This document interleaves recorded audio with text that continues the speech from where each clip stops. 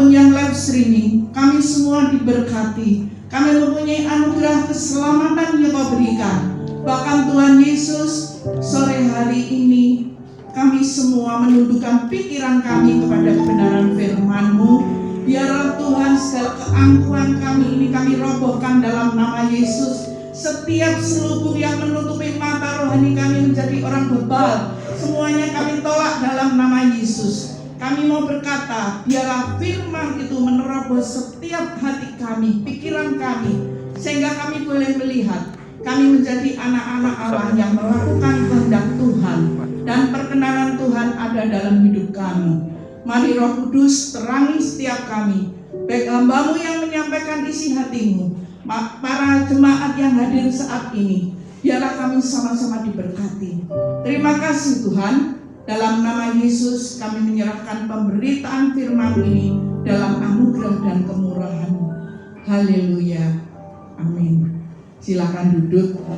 Shalom Bapak Ibu yang diberkati Tuhan. Shalom juga bagi ibu-ibu, bapak-bapak yang ibadah secara live streaming. Saya percaya kita semua diberkati dengan apa yang ada pada hari ini. Mari saat-saat seperti ini kita semua melihat bagaimana ada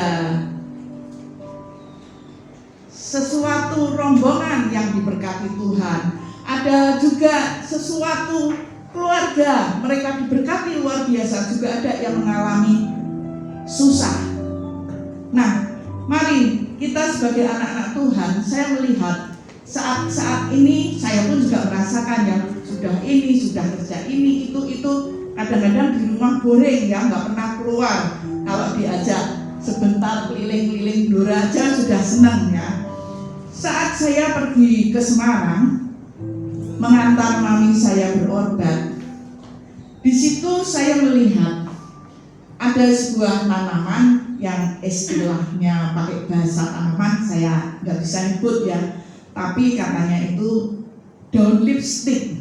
Nah, saya ingat di WA saat ini banyak sekali orang yang berjualan, bahkan yang membeli satu tanaman itu ya, tumbuh-tumbuhan, sehingga harganya saya lihat juga nggak kurang mahal ya. Di situ saya melihat ada dua pot. Yang satu potnya udah agak besar, lipstiknya itu ya, tumbuh-tumbuhannya itu, daunnya. Yang satu itu masih kecil-kecil tapi isinya banyak. Lalu diletakkan sembarangan di sudut gitu. Jadi kalau kita lihat tuh, saya lihat tuh kurus ya, tidak tersiram dengan air yang baik. Saya berkata kepada keponakan saya, kenapa ini nggak dirawat, kan lagi ngetren? Ya males saya, Bob. Ya udah kalau males, Bobo bawa pulang. Ketika saya bawa pulang, tanaman itu sebetulnya tunasnya banyak tapi kecil-kecil. Lalu saya esok harinya saya bongkar, ternyata akarnya itu banyak putih-putihnya ya. Jadi tanahnya juga banyak semutnya. Nah, di situ Tuhan ingatkan kepada saya, bagaimana saudara dan saya sebagai orang Kristen, orang percaya pada saat-saat pandemi ini, mari kita belajar. Saya belajar dari tanaman itu. Kalau tidak dirawat, kalau tidak disiram, maka akarnya tidak akan bertumbuh dan dia akan mati. Kalau tanaman aja harus dirawat, apalagi rohani kita, Bapak Ibu. Itu penting sekali. Kenapa saya katakan penting? Kalau kita sudah enggak baca firman, ya, sudah enggak doa, enggak apa, semakin hari bagaikan tanaman itu lama-lama akan mati rohani kita. Nah, kita mau belajar dari kebenaran firman Tuhan yang saya ambil dari Kolose 2 ayat 7. Kolose 2 ayat 7. Firman Allah berkata dalam nama Yesus, saya bacakan, hendaklah kamu berakar di dalam Dia dan dibangun di atas Dia. Hendaklah kamu bertambah teguh dalam iman yang telah diajarkan kepadamu, dan hendaklah hatimu melimpah dengan syukur. Nah, di sini dikatakan firman Allah dengan jelas, hendaklah kamu berakar di dalam Dia seperti pohon. Kalau akarnya tidak tercancap ke dalam, pasti dia tidak akan bertumbuh, pasti tidak akan berbuah. Tapi pada waktu akar itu menancap ke bawah, dia kena air hujan, mencari makan ya, ke kanan ke kiri, akarnya menjadi kuat. Akar itu membuat pohon itu bisa berdiri dengan tegak. Pada waktu angin datang, dia tidak akan roboh. Saya menanam satu pandan, begitu akarnya itu tidak terlalu dalam ditanam di tanah ya, ketika ada angin ya roboh, itu pandan. Nah, Bapak Ibu yang dikasih Tuhan, kalau akar itu rusak di dalam tanaman, dia akan mati. Nah, pada waktu akar kehidupan kita ini ya tidak disiram, tidak dikasih air. Nah, ini berkata bahwa air itu ada siraman firman Allah Roh Kudus yang membuat di dalam kehidupan kita ini ada pupuk, sehingga ketika dalam menghadapi segala sesuatu kita tidak akan mudah patah. Kalau kita melihat saat-saat seperti ini, Bapak Ibu yang dikasih Tuhan, banyak orang yang putus asa. Banyak orang yang dalam hidupnya karena uang bisa bertengkar mati-matian suami istri, bahkan mau cerai. Banyak sekali. Katakan seorang istri ya, saya dipercaya Tuhan memegang pasangan suami istri, hanya karena sebetulnya bukan juga karena uang ya, kompleks di dalam kehidupannya. Itu aja. Saat-saat seperti ini, kalau dia tidak berakar, dia akan melakukan satu perceraian. Tapi puji Tuhan, wanitanya ini, istrinya menjadi penolong yang baik, sehingga kita melihat dia punya iman. Firman Allah berkata, hendaklah kamu berakar di dalam Dia, berakar di dalam Tuhan, bukan berakar di dalam segala hal duniawi, bukan. Tapi berakar di dalam Dia, dibangun di atas Dia. Dengan kata lain, kita harus ketika menerima Tuhan Yesus sebagai Tuhan, kita dalam hidup kita ini harus memahami dan meneladani apa yang dikatakan di firman, apa yang Yesus lakukan waktu Dia ada di bumi. Itu harus kita lakukan. Nah, akar itu berbicara kekuatan kita untuk berdiri. Jadi kalau kita tidak berakar, tidak baca firman, lalu kita ini tidak punya sumber kekuatan, yaitu Roh Kudus yang memegang kehidupan kita, saya percaya pada waktu kita mengalami goncangan, saya percaya pasti saudara akan melupakan apa yang ada dalam firman ini. Saudara akan melupakan dalam hidup saudara, saudara dalam hidup saudara akan melakukan sesuatu tanpa pimpinan Roh Kudus. Menghadapi air kencang, Bapak Ibu yang dikasih Tuhan, itu kalau kita sungguh-sungguh tidak tertanam dalam kebenaran firman Tuhan, pada waktu badai datang, itu akan menumbangkan kehidupan kita. Akan ada roh putus asa. Dalam hidup kita akan ada roh putus asa. Nah, mari waktu kita di dalam kehidupan kita ini kita dibangun di atas Dia, itu artinya waktu kita berjalan, waktu kita bertindak, waktu kita apapun dalam hidup kita, itu ada Yesus dalam hidup saudara. Sehingga dalam kehidupan kita ini memang orang lain bisa melihat bahwa kita ini punya satu tindakan yang memang Yesus ada di dalam hidup saya. Saya itu juga diberkati oleh Pak Fedi ya, anak saya. Ketika dia mengusung barang-barang, saya seorang ibu, saya berpikir gini, kamu kenapa kok ikut ngangkat-ngangkat? Biar mereka aja. Kasihan kalau tambah satu orang nantinya. Disitulah saya melihat itu merupakan bagaimana ada Yesus dalam hidupnya. Jadi bukan berarti saya punya duit, saya orang yang terpandang, kenapa saya harus angkat-angkat? Disitulah setiap hari saya berakar, belajar bagaimana saya harus melakukan untuk itu. Setiap hari kalau ada kesalahan saya ditegur, baik oleh Ike maupun Freddy, pasti ditegur. Tapi marilah segala teguran itu bukan membuat kita itu patah semangat, tetapi itu menjadi pendorong ya, yang dalam hidup kita ini bisa dibangun di atas dia. Seperti bangunan, kalau dibangun di atas pasir, ada badai tidak akan roboh. Tapi kalau kita berakar, saya percaya, saudara dan saya, apapun masalah yang terjadi, itu membuat saudara dan saya itu menjadi kuat, berdiri tegak, karena ada yang menopang, yaitu kebenaran firman Tuhan.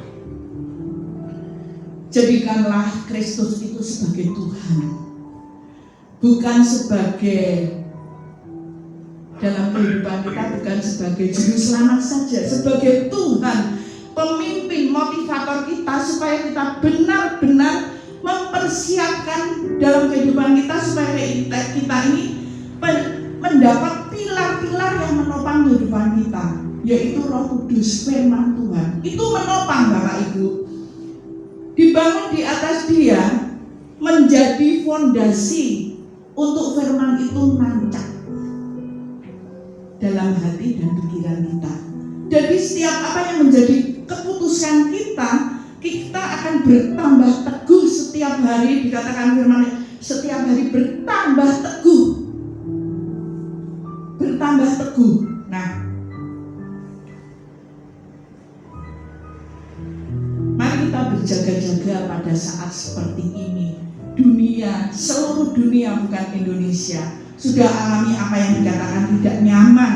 Sebab itu, saudara yang dikasih Tuhan, kita harus memiliki komitmen, punya komitmen yang kuat, terus bertumbuh di dalam Kristus, bukan bertumbuh di dalam dunia.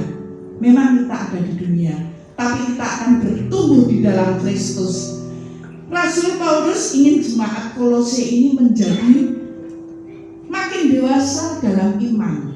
Demikian firman ini menjadikan saudara dan saya beriman, percaya kepada Tuhan. Pengenalan akan Kristus itu sangat penting. Kalau tidak, Bapak Ibu yang dikasih Tuhan, pertumbuhan iman kita ini akan kerdil seperti bonsai. Seperti bonsai. Kristus semakin besar, diri kita semakin kecil. Dengan kata lain, kehidupan kita, kedagingan kita semakin punah. Memang kita belum sempurna, tetapi makin hari menuju kesempurnaan itu.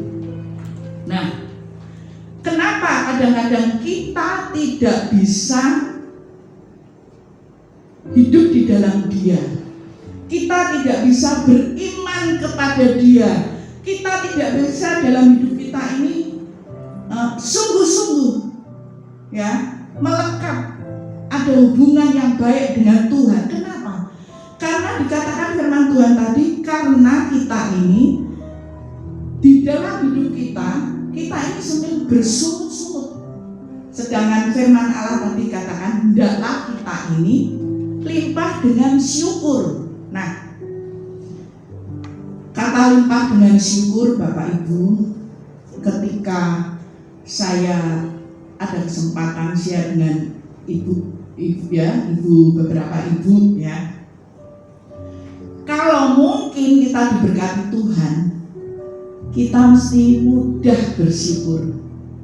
Tapi pada waktu kita mengalami goncangan yang besar, apakah kita bisa limpah beriman kepada Tuhan, kuat berakar? Itu dipertanyakan. Ujian bagi orang percaya kalau mereka dalam goncangan yang besar, yang tidak enak didengar telinga. Saya kemarin sempat menengok saudara saya yang dia habis kemo juga, operasi ya, di mana dia juga kehilangan suaminya tercinta. Saya melihat itu sungguh-sungguh dia berakar. Jadi waktu dia ditengok, dia yang memberi kesaksian hidup, yang memberkati yang menengok.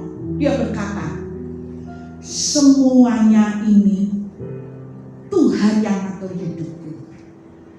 Sampai aku sakit di Penang, Tuhan yang sediakan dana. Saya mengajukan asuransi 2 kali ditolak. Tapi ada satu temannya dia, coba-coba aja lagi Pak, Ibu, siapa tahu bisa. Ternyata yang ketiga itu diterima. Dan saat diterima itu ya biasa-biasa aja. Saat itulah dia baru ikut, mungkin belum ada 1 tahun ya. Dia harus operasi di Penang. Dan Tuhan izinkan istrinya juga harus operasi kanker. Lalu bagaimana waktu dia mau operasi, suaminya dipanggil Tuhan karena COVID. Coba Bapak Ibu, kalau badai seperti itu, apakah dalam hidup kita ada satu tindakan iman berakar percaya kepada janji firman Tuhan, tidak bersungut-sungut dan tetap berkata Tuhan itu luar biasa.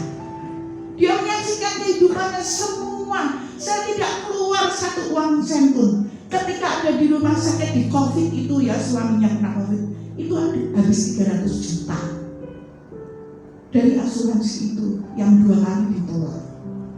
Kehidupan saya ini sungguh ditata oleh Tuhan. Anak-anak semua kembali ke Blora. Dia cerita seperti itu. Ketika saya mau di kemo, dia bercerita begini, saya berdoa, saya ucapkan firman Tuhan, menjadikan kesembuhan. Sehingga dia bercerita, waktu saya kemo, saya tidak mual, berat badan saya naik. Ketika saya nengok, dia juga biasa, hanya rambutnya saja yang belum tumbuh gitu. Nah, disitulah saya merasakan bagaimana kita sebagai keluarga, sebagai suami istri, sebagai jemaat yang diberkati Tuhan, sebagai jemaat yang menerima firman Tuhan, kita punya kekuatan berakar di dalam Dia waktu badai itu besar datang. Apakah kita bersungut-sungut? Tuhan katakan harus hatimu melimpah dengan ucapan syukur. Lawan kata ucapan syukur itu bersungut-sungut, ngomel terus. Orang bersyukur itu tidak bergantung pada situasi, Bapak Ibu. Kalau situasinya baik, diberkati, saya bisa bersyukur. Tapi kalau situasinya seperti ini, saya harus begini mengalami tekanan, mana saya bisa bersyukur? Mari kita coba. Waktu kita hadapi satu kesusahan, kesulitan, sehingga kita ini dapat menanggapi dengan hati yang sungguh-sungguh. Hati yang sungguh-sungguh, hati yang melimpah dengan ucapan syukur. Gampang ibu-ibu, proses mengucap syukur itu perjuangan. Saya belajar, hari-hari ini saya belajar untuk mengucap syukur dalam segala situasi, baik tidak baik. Maka kalau kita mengetahui seperti itu, kita pasti akan berkata, aku akan berakar, aku akan bertumbuh, aku akan berbuah, dan buah itu tetap untuk memuliakan nama Tuhan, sehingga tercipta hati yang melimpah dengan ucapan syukur. Nah, ketika kami berbicara dengan seorang ibu, dia berkata, mengucap syukur itu gimana ya? Kalau keadaannya sulit saya tidak bisa. Harus diupayakan, harus dilakukan. Saya juga alami, nggak bisa tidur. Kalau tidur tuh 1 jam bangun, mau tidur lagi, masa jam 12 tidur, setengah 1, jam 1 bangun lagi. Saya kan takut kalau imun saya turun ya. Lalu saya berkata, tidak Tuhan, aku harus tetap berakar, aku harus tetap kuat. Saya mulai membangkitkan iman saya, berdamai dengan persoalan, berdamai dengan apa yang aku hadapi, berdamai dengan diriku sendiri dan Tuhan. Sehingga saya berkata, Tuhan, berikan kepadaku supaya aku mengenal Engkau sebagai Tuhan dan Juru Selamatku. Aku mengerti apa yang menjadi kehendak Tuhan dalam hidupku. Sehingga setiap malam ketika aku bangun ya, itu saya alami terus. Jadi hatinya itu, mulutnya berkata, aku mau mengucap syukur dalam segala. Saya ucapkan Bapak Ibu. Saya di kamar berjalan ke sana ke sini, saya berkata, aku percaya, aku kuat menanggung segala perkara di dalam Tuhan. Aku kuat di dalam Tuhan. Saya ucapkan supaya telinga saya ini mendengar. Kalau di batin itu bisa diambil pemikiran kita oleh iblis, lalu menerawang kemana-mana. Saya ucapkan, aku berkata, aku kuat, aku cakap karena Tuhan. Ada Roh Kudus yang menolong aku. Nah, pada saat saya bisa berdamai, hati saya itu bisa plong, ya, lego bahasa Jermannya, lego. Lalu saya bisa mulai, karena saya tidak bisa main musik ya Bapak Ibu ya, jadi kalau menyembah itu ya pakai duriminya saya saja ya. Nah, disitulah